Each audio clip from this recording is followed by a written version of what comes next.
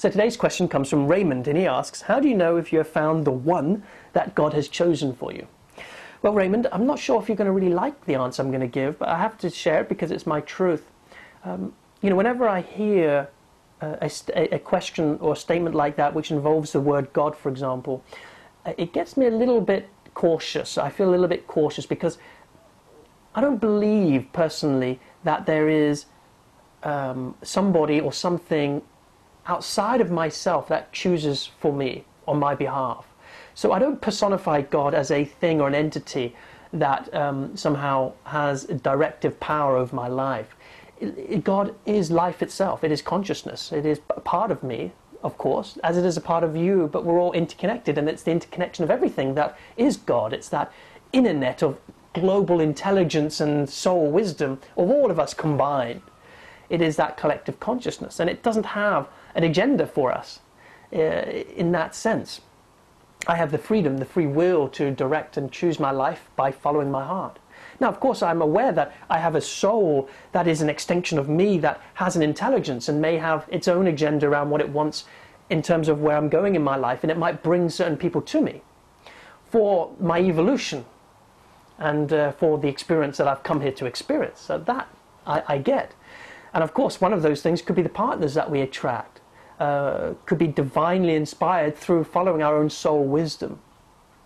I believe that to be true, but I don't believe in a certain God that will choose for me as if like somebody else knows better for what it is that I'm going through. I just don't have that as my truth or my reality. Now, with that said, let's go to your other part of your question, like how do you know if it's the one? So let's just remove God out of the picture for a moment, and let's just say, well, how do we know if we've actually found the right one? Well, here again, you may not like what I'm about to say. There is no one for you, Raymond. There is no one for anybody. What I mean by that is, of course, you may feel like the one you've chosen is the one for you. I'm not saying that. I'm saying there is no one predestined that is perfectly right for you, and if you don't make it work with that one, therefore you've lost your chance. You're done. There's only one person out there. That's what I'm saying, is that when you've of course found somebody who works for you, that person of course is the one for you. But of course there isn't just one person in the world that is perfectly matched for you and that's it. Now, this idea of fantasy of there being a one, I need to find the right one, is part of a strategy to stay alone and disconnected and to in fact not find love, because by putting that limitation, by putting that high pressure demand of looking for this one, we end up actually almost like a perfectionist will always procrastinate because it will be never quite good enough, it will never be quite right if they don't feel this fantasy realization of oneness with this person.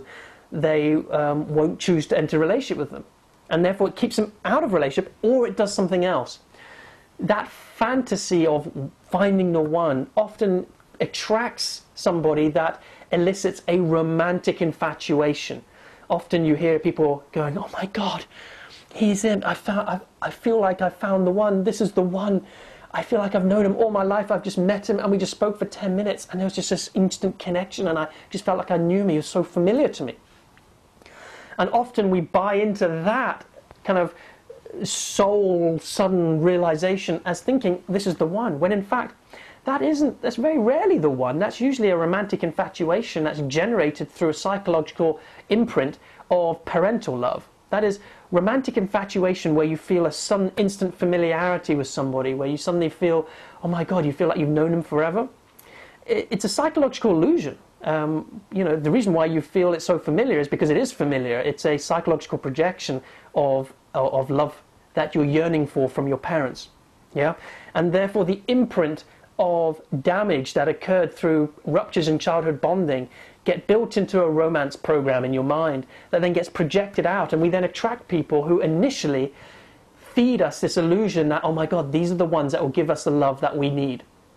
And then as we get in relationship with them, we find that they are in fact the worst possible people, and they in fact have the biggest trigger. They in fact re-wound, they reenact the same dynamics that our parents did. In fact, we end up attracting our parents romantically.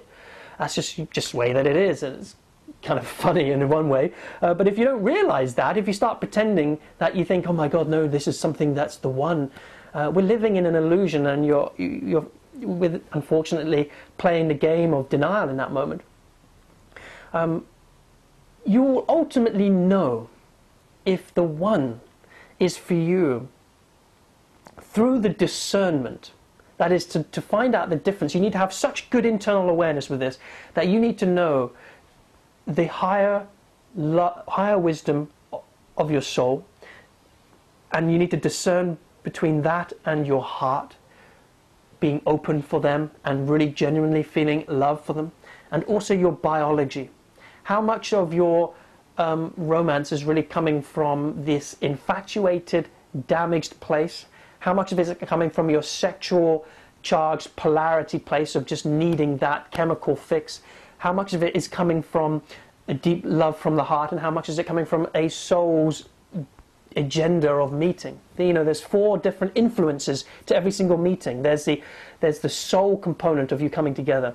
There's the psychological projection of your parental romance. Then there's the genuine heart bond that you have with them, and then of course there's the the chemical polarity, physical attraction that will often be there.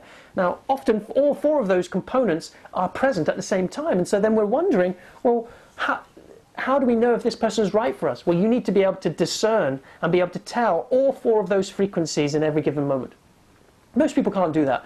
Most people just go into a relationship unaware of all those 4 components. Or even worse, they think those 4 components aren't even playing up. They think, oh no, I'm really coming from my heart right now. This is all soul, this is all meant to be. And they're in denial that the fact there's a biological component taking place, which is pure chemistry. They ignore the fact that they've got psychological imprints projected onto the partner. They ignore the bits that would warn them that this in fact may not be the one, and they just go into it anyway. So it's the discernment of those and being really real with yourself that we determine that. But Raymond, there's even a bigger message to this, which is simply this: the one that you choose may in fact change throughout your lifetime, because you and your partner are going to evolve, and as you evolve, you're going to come into different parts of yourself, which is going to trigger a different expression, which is going to trigger a different attraction and needs and wants and preferences.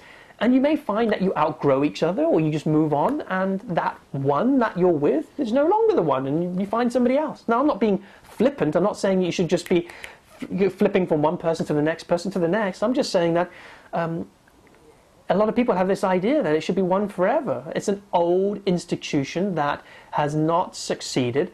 It's built on fear for the most part.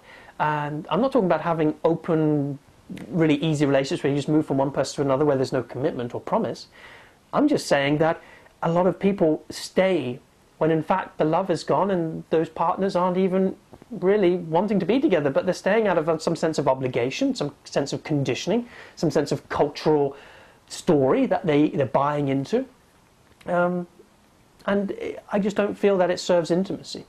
Anyway, I could talk for a long time on this, and I hope my messages and my sharing hasn't offended you in some way. But it's my truth, it's what I feel. So with that, I hope it's beneficial. And if you want to get more information, again, we talk a lot about these in the Love, Relationships and You retreat. This is one of my favorite topics here. You can find out more about that at loverelationshipsandyou.com. As well as, please, if you enjoyed this, please leave a comment, share it with your friends. I really appreciate your support in getting this message out into the world. And so with that, I'll see you in your next question. Bye-bye.